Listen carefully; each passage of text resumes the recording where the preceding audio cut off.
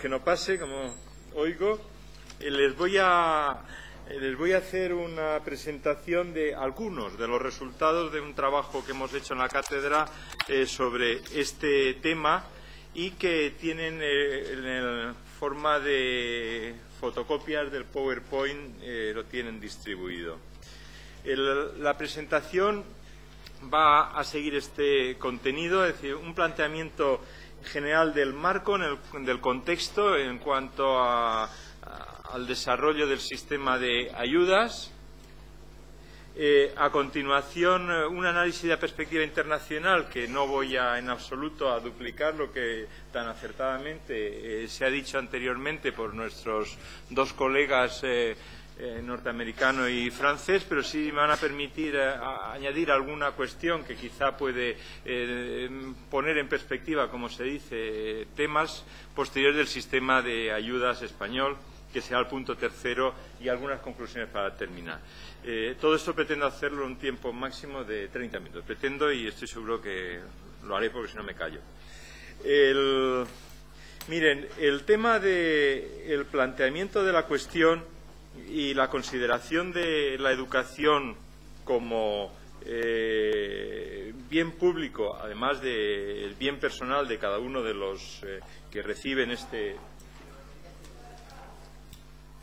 beneficio, pues nos lleva al planteamiento de hasta dónde puede contribuir la educación en el proceso de redistribución de la riqueza. Y dicho esto, es en términos de rendimiento de la educación, cuál es la rentabilidad de la educación por sus efectos directos y efectos indirectos, porque no solo repercute en aquellos que se benefician directamente, como ustedes lo saben, sino también en las generaciones futuras, en su renta, en las personas distintas a los que directamente reciben la educación, en lo que significa la flexibilidad en el mercado laboral, en la creación de un ambiente favorable a la investigación y a la tecnología, en la estabilidad política, la transmisión de una herencia cultural común, etcétera. Bueno, pues en todos estos asuntos parece evidente que la intervención del Estado tiene una justificación clara en cuanto a búsqueda de la equidad y de la igualdad de oportunidades. ¿Cómo? Pues ayudando a crear mecanismos que favorezcan la justa distribución de la riqueza, o que mejore, que reduzcan desigualdades y mejore la cohesión social, y asimismo también determinados fallos del sistema de mercado en el cual estamos nosotros. Bien, ¿qué tipo de planteamientos y de contexto y de correcciones se podrían hacer a la hora de una actuación del Estado al respecto? Pues, en primer lugar, y nuestro colega norteamericano lo ha mencionado en algunos de los, y también el colega francés, el tema de la información completa o la complementación de la información que se recibe. Además, como no, la dotación adecuada de las becas, ayudas y préstamos y todo tipo de apoyos que reciben los estudiantes y su distribución en la forma adecuada. Bien, junto a esto se suman otros nuevos elementos que se deben tener en cuenta en el análisis y que tienen un valor emergente en los últimos tiempos, que es el aspecto relacionado con la medición de resultados y con la vinculación con los resultados académicos de la asignación de recursos y el posible análisis combinado de dos tipos de ayudas, las retornables y las no retornables, las reembolsables y las no reembolsables. Esto, además, se une, en el caso español, a la combinación de la acción del Estado y el Gobierno central y las actuaciones concretas en cada territorio de los gobiernos de las comunidades autónomas. Esto lleva al análisis del asunto, del diagnóstico y del trabajo que nosotros hemos realizado desde la óptica de la coordinación entre los diferentes niveles de gobierno y, asimismo, la necesidad de poner en marcha políticas o reforzar las políticas complementarias y no por el sentido contrario de la duplicación de estas. En definitiva, hay una serie de criterios en base a los cuales debe de contemplarse cualquier acción de revisión, de puesta al día, de planteamiento de cara al futuro del sistema de ayudas y becas al estudio. Por una parte, la equidad, siguiendo el mandato constitucional. Por otra parte, la eficiencia y la eficacia del sistema. Estos dos asuntos serán motivo de las dos conferencias que vienen a continuación y que, por lo tanto, yo no entro en ellos con detalle, que no sería capaz de hacerlo al nivel de que lo van a hacer luego. Y también la incidencia de las ayudas en la redistribución de la riqueza. Así, el tema... hay un primer punto de partida y es, como mencionaba, el mandato constitucional. Antes del diseño del Estado de las Autonomías en la Constitución del año 78, el proceso de la financiación de la educación superior por parte del Estado, es decir, el gasto público, estaba muy claro y era a través de los presupuestos generales del Estado. Con el tránsito a la nueva concepción territorial del Estado aparece la idea de la transferencia de competencias y, por lo tanto, la financiación a través de los presupuestos de los gobiernos autonómicos de las instituciones de educación superior de su territorio. Pero, además de ello, el Gobierno central, junto con la definición del diseño y la arquitectura del conjunto del sistema de educación superior, mantiene competencias, porque así lo establece en la Constitución, tal como aparece reflejado ahí en la pantalla, en el ámbito de las becas, ayudas y estudio de la educación superior. Hay textos posteriores que desarrollan esto, en particular hay un decreto del año 83 que está ahí aludido y algunas órdenes ministeriales que prácticamente, si no todos los años, muchos años, han ido plasmando la realidad concreta del periodo en el cual se proponía que tuviese influencia esa orden. Es cierto que, además de esto, en la propia Ley Orgánica de Universidades se establece en el artículo 45 que el Estado, con cargo a los presupuestos generales, establecerá un sistema general de becas y ayuda al estudio, leo textualmente, para posteriormente decir en ese mismo artículo de la LOU que el Gobierno determinará las modalidades y cuantías de las becas y ayudas al estudio. Extraigo algunas de las palabras, no leo textual, y que el desarrollo, ejecución y control del sistema general de becas y ayuda al estudio corresponde a las comunidades autónomas. Sin perjuicio de lo dispuesto en el apartado anterior, se dice que, por lo tanto, que al Gobierno le corresponde la garantía de la igualdad en todo el territorio y que debe establecer los mecanismos de coordinación entre el Estado y las comunidades autónomas. Es cierto que esto genera un dinamismo por parte de los gobiernos de las comunidades autónomas para el desarrollo de sistemas propios de ayuda a los estudios universitarios y que en algún momento de él se derivan algunas controversias y alguna de ellas llevan el asunto a los tribunales. Una sentencia al respecto ante un recurso interpuesto por la Generalitat de Cataluña aparece reflejado ahí, solo a modo de recordatorio de que este es un tema abierto y con problemas para tener prudencia a la hora de abordarlos. Bien, hecho este comentario de carácter general, yo quiero, si me permiten, hacer unos comentarios para situar en un contexto internacional el sistema de ayudas a los estudios universitarios en el caso español. Si hacemos una revisión de la importancia y el estado general del gasto de educación superior en España, comparado con otros países, quizá sea bueno utilizar dos indicadores. Por una parte, el porcentaje del gasto total en educación que se dedica a la educación superior, es decir, de todo lo que se dedica a educación, a educación superior, que corresponde en nuestro país está en la tabla, el 25,5%, y por otra parte, por ciento del total, la proporción de alumnos que absorbe este nivel educativo, que es el 17,1%. Esto, si se compara con la media de la OCDE, para no extenderme, y que una vez que hagamos público el documento tendrán ustedes, es un documento de 82 páginas, tendrán datos suficientes, aunque el valor de la proporción de gasto de instituciones educativas de de terciario, es decir, de educación universitaria, está un poco por encima de la media de la OCDE. Al efectuar el cociente de esta cantidad respecto al porcentaje de alumnos matriculados en este nivel terciario de la educación, hace que el cociente nuestro nos sitúe un poco por debajo de la media de la OCDE. La media OCDE está en 1,63 y en el caso español está en 1,49. Por lo tanto, podríamos decir así, con todas las salvaguardas que proceda, que lo gastado en estudiante medio, en el caso español, está un poco por debajo de la media OCDE.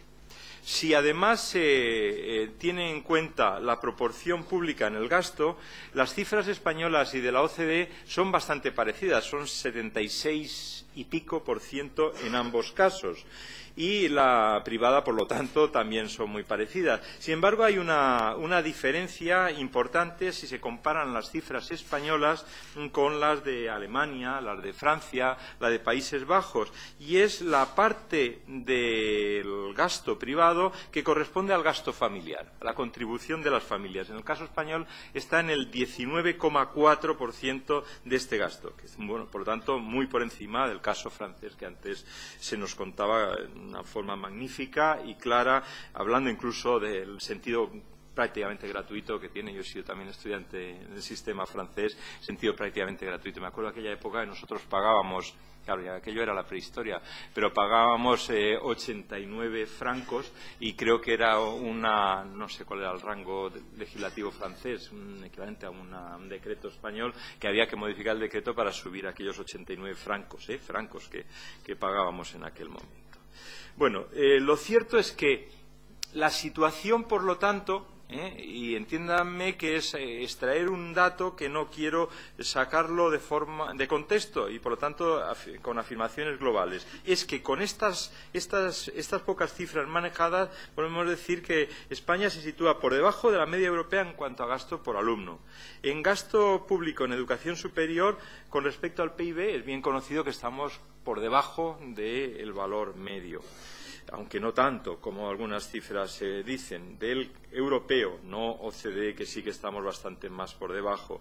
En gasto público dedicado a educación superior respecto al gasto público en educación está ahí reflejado el decalaje que tenemos, y el porcentaje de gasto público que se dedica a ayudas financieras también es una cantidad menor. Ahí lo ven ustedes reflejado en la siguiente pantalla, donde en el caso español el gasto público directo en educación superior asignado directamente a las instituciones educativas está un poco por encima del 92% y 9 puntos porcentuales superiores a la media de la OCDE. Por lo tanto, si comparamos las asignaciones que en España se realizan a los subsidios a las entidades privadas, es decir, llamémosle en este ámbito becas, préstamos y otras asignaciones, estamos en casi la mitad de la cifra de OCDE, que es el 18,5%. Bien, otro dato importante y bien conocido, y que muchos de nosotros lo hemos utilizado a menudo durante bastantes años, yo me acuerdo sobre todo la última mitad de los 90 y la primera de la primera década de este siglo, es que en cuanto a gasto dedicado a ayudas, la cifra española está muy por debajo del valor medio de la OCDE. Es algo así como un tercio del valor medio de la OCDE, y que únicamente se encuentran por debajo Grecia y México. Por cierto, déjenme decirles que habrán visto ustedes que tenemos en este seminario como lenguas de uso el inglés, el castellano europeo y el castellano americano-mexicano, porque además esta tarde Jorge Martínez, supongo que algo tendrá que ver en ello, también le dará esa componente de ese acento que nuestro colega francés decía que había aprendido la lengua de Cervantes en México. Bien, No obstante, estas cifras sí que quiero decirles que estas corresponden al año 2003 y que los esfuerzos de los últimos años, de los últimos 3 años, no están recogidos aquí y habría que mirar cómo varían la posición de España. Yo sí que quiero recordar algo que esta mañana en la inauguración mencionaba, que si nosotros intentamos hacer el mismo esfuerzo que Francia, significaría, estoy seguro que una vez oído al colega francés habrá algún dato que matizar y corregir, pero significa una cantidad inferior al valor francés. Nosotros habíamos estimado en ayudas directas 156 millones respecto al caso italiano de 468 millones, con los porcentajes que están en la pantalla, y respecto al caso alemán de 936 millones. Si del 2004 al 2007 hemos incrementado los presupuestos dedicados a estos temas en 187 millones, también tengo que decir aquí que con las cifras que la ministra de Educación y Ciencia ha dicho esta mañana, seguro que habría algún ajuste, pero ella ha empleado gastos en ayudas en educación en general y en educación universitaria. Yo me estoy refiriendo a educación universitaria, pero parece que está claro que la situación es una situación de cambio de tendencia, de corrección de una situación muy desfavorable en la que nos encontramos, a una situación desfavorable, pero quizá con una posición mejor, no tan desfavorable. Bien, otro asunto para el apoyo a las ayudas a los estudiantes es a través de los costes de las matrículas. Entonces, las tasas de matriculación en los países europeos son tan bajas en muchos casos, se nos ha mencionado antes el caso francés, pero no es el único, que viene en bastantes de ellos a representar la principal ayuda a los estudios universitarios, a la financiación de los estudios universitarios. Ahí ven en esa tabla la posición española, que se encuentra, llamémosle así, en ese segundo escalón en cuanto a las tasas. Hay que recordar, además, que algo más del 85% de los estudiantes universitarios españoles cursan sus estudios en centros públicos. Bien, si pasamos a analizar el tipo de ayudas, yo quiero solo transmitirles un mensaje. Y es que si miran esta tabla y la que viene en la página siguiente, que es tan solo la continuación, como lo tienen en el papel, la podrán ver una detrás de otra, y se fijan en las aspas que aparecen ahí como tipos de ayudas que se pueden percibir en España, la situación nuestra, la A quiere decir ausencia de ellas, de que no existe esa ayuda, o al menos en valor apreciable, es que hay una pobre diversidad de ayudas. El sistema español presenta, por lo tanto, diferencias no solo con el americano, que lo hemos visto antes de una forma muy clara, que las diferencias sean muy grandes en cuanto a la diversificación de ayudas, en el ámbito incluso de préstamos o las deducciones fiscales. Pero incluso respecto a sistemas europeos más próximos en la geografía y en el proyecto común de la construcción de la Unión Europea y del espacio europeo de educación superior, pues países de nuestro entorno como Italia, Países Bajos o incluso Francia, a pesar de los problemas que nos contaban hace un momento, pues aparece una diversificación mayor. Otra cosa es la cuantificación, que unos casos y otros tengan las distintas componentes. Pero incluso Suecia, que tiene una diversificación menor que el caso de Países Bajos o Italia, sí que ofrece también complementos mediante préstamos dedicados a gastos generales con un valor sustancial. Bien. Yo, si ustedes me permiten, quisiera dedicar a continuación 3 minutos a hacer algún comentario en esta perspectiva internacional antes de centrarme ya en el caso español, no para mejorar en absoluto lo que se ha dicho anteriormente, sino para añadir algún otro dato, porque lo voy a utilizar en la reflexión que voy a hacer sobre el tema español. El caso de Estados Unidos se nos ha presentado con mucho detalle y solo quiero añadir 2 cuestiones que me permitirá el colega norteamericano. En primer lugar, es que la idea fundamental allí, como bien se ha visto y ustedes conocen, que el sistema de ayudas federales suele tomarse como la base de las ayudas de educación y que los respectivos estados diseñan ayudas que complementan y ofrecen una adaptación estratégica del tipo de ayuda a los intereses o prioridades del Estado, es decir, un marco del conjunto de la nación norteamericana y una adaptación a las necesidades o prioridades de cada Estado mediante sistemas complementarios o sistemas adicionales. Y junto a este primer comentario quería añadir dos más del caso norteamericano. Uno referido al caso de California a través de la California Student Aid Commission, en el cual los apoyos que ofrece esta comisión se centran en dos tipos, las becas, los grants y los préstamos. Las primeras se establecen a partir de la verificación de una necesidad económica. Becas, necesidad económica. Y en los otros casos se refieren al reconocimiento de un progreso o éxito académico. Y el tercer y último comentario se refiere a la Oficina de Ayudas a los Estudiantes en Massachusetts. En Massachusetts, en el tema de becas, hay tres niveles de tipos de becas, unas con fondos públicos, porque esta tarde hablaremos de fondos públicos y también de fondos privados, fondos públicos referidos a diferentes tipos de becas, entre las que están las becas generales, las becas de medio tiempo, las becas para familias de trabajadores públicos, becas para estudiantes en programas demandados por la industria, etcétera. Luego están un segundo grupo de becas, de scholarship, provenientes de fondos privados o organizaciones comunitarias, y son becas, por ejemplo, destinadas a estudiantes provenientes de zonas rurales. Fíjense las singularidades o las especificidades que en cada cuestión puede significar. Las becas para estudiantes en secundaria con un alto potencial para continuar sus estudios en una institución de educación superior, rendimiento. Las becas para estudiantes con especial talento en asignaturas de matemáticas e inglés, o becas para profesores noveles con el compromiso de dedicar sus primeros años de docencia a la escuela pública. Y luego, en tercer nivel, de tuition waiver, que son apoyos destinados a cubrir costes de matrícula.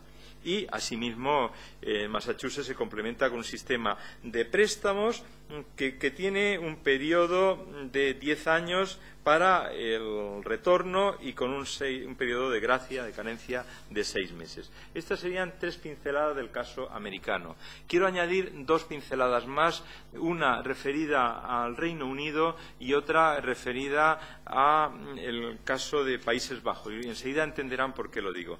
El caso del Reino Unido, el Gobierno otorga apoyo a los estudiantes de tiempo completo con préstamos para cubrir los costes de matrícula y préstamos para atender los costes de vida, y esos son los préstamos y las becas. En el apartado de préstamos, la peculiaridad está en que el sistema británico se distingue del caso americano en el momento en el cual se reinicia, o se inicia, mejor dicho, se inicia el pago del crédito recibido. Y se establece como condición alcanzar un nivel de renta, recordemos las palabras de Mercedes Cabrera esta mañana aquí en planteamiento, de 15.000 libras. Es decir, la visión en el caso británico, de llegar a un nivel de renta posterior para iniciar el retorno. Y en el caso de Países Bajos, las becas se conceden en forma de préstamo que se transforma en apoyo no reembolsable cuando el estudiante se gradúa, y se vincula la dotación de la ayuda a la evaluación del rendimiento y el desempeño del estudiante. Puesto que toda ayuda que se otorga como un préstamo convertible en beca no reembolsable de acuerdo con los resultados que obtenga el estudiante, es decir, en función del aprovechamiento del estudiante. 2 modelos, 2 planteamientos a tener en cuenta a la hora de diseñar nuestro planteamiento de futuro, no solo cómo está, sino cómo estará el sistema de ayudas en futuro en nuestro país. Bueno, perdón, esta era la parte de la tabla, se me ha olvidado pulsar aquí. Y ahora quiero entrar ya en el sistema de ayudas públicas a estudiantes universitarios en España. Tienen ustedes en la pantalla las cifras de las becas, los becarios y los importes. Lo voy a leer eso de otra forma. El Ministerio de Educación y Ciencia están ahí en 2 filas, Ministerio y Comunidades Autónomas. En las becas ofrecidas por el Ministerio de Educación y Ciencia en el curso 2003-2004 representaban el 92,7%, la proporción de becarios el 90,1% y los recursos destinados el 93,1%.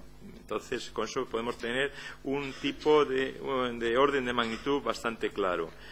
Y la tipología principal a la cual se destinan los recursos es, en primer lugar, la principal, la exención de los precios de las matrículas. En segundo lugar, ayudas para la residencia. Y, en tercer lugar, está ahí el tema de libros y materiales. Bien, ¿cuáles son los orígenes, empezando por las becas y apoyos y ayudas del ámbito del Gobierno central, del Ministerio de Educación y Ciencia? Provenientes de dos orígenes, de dos vías fundamentales. Por una parte, la Dirección General de Universidades y la de Investigación, y por otra parte, la de Cooperación Territorial y Alta Inspección. En nuestro trabajo hay un desglose cuantitativo que es bastante tedioso, con todas las cifras de diferentes bloques, pero una forma de representar de modo simbólico aparece reflejado ahí, y fíjense cuál es la parte principal de la tarta, el tema Erasmus. Y en cuanto a la de cooperación territorial y alta inspección, también pueden sacar ahí las ideas de cuál es en las dos barras la parte principal que está recogida en cuanto al tema de apoyo a materiales para el trabajo de los estudiantes. Bien, hay que destacar que en los últimos tiempos los esfuerzos se han centrado en las siguientes cuestiones, para hablar ya de distinción entre unos tipos de ayudas y otros. Una primera prioridad en los últimos tiempos fue las dedicadas a becas y ayudas de estudio para alumnos de menor renta, que fue multiplicada en el periodo 2004 al actual por 7,2, pasando de 228 a 2.356 euros. El segundo se refiere a la formación de personal universitario y formación de personal investigador. La tercera cuestión se centra en el asunto de la movilidad. Y la cuarta prioridad, las becas Erasmus, que también esta mañana se nos ha recordado el incremento y que ha sido del 825% en el último tiempo. Y finalmente las becas Seneca también han tenido un incremento considerable. Aparece ahí las cifras de los datos de los presupuestos dedicados a ayuda a los estudiantes en los últimos tiempos, y creo que con ello se puede justificar este comentario que hablaba yo de cambio de tendencia. En definitiva, como instrumentos para el asunto de la igualdad, de favorecer la igualdad de oportunidades y de la justicia,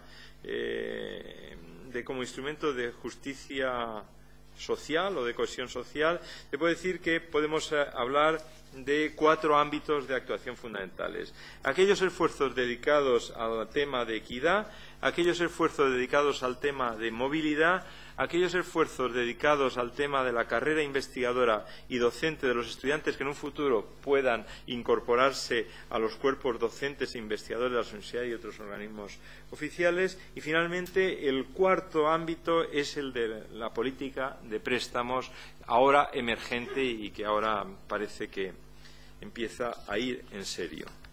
Bien, además de esto, quiero hacer un comentario sobre el ámbito de las comunidades autónomas y luego terminaré con unas conclusiones y así no me pasaré del tiempo previsto. Comunidades autónomas,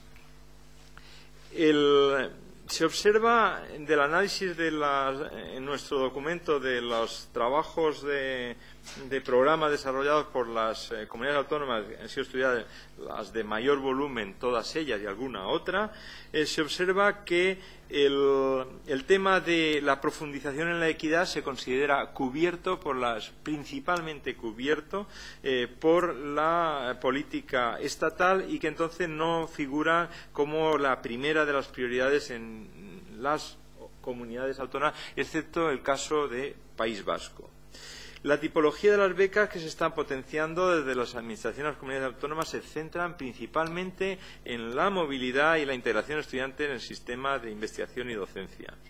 Asimismo, es interesante destacar el sistema de becas y ayudas catalán que se plantean diferentes tipos de préstamos para sus estudiantes al mismo tiempo que cuentan con una oficina propia para la gestión del programa. Es uno de los ámbitos que hace un esfuerzo principal en el tema de gestión. Otras comunidades también se preocupan de diversificar los programas completando el esfuerzo estatal. Bien, pues voy a terminar haciendo unas conclusiones, algunas aproximadamente la mitad de las que aparecen reflejadas en nuestro documento. Aparecen 13 conclusiones aquí en la pantalla. Consideramos que es necesario un incremento sustancial de la financiación de becas y ayudas.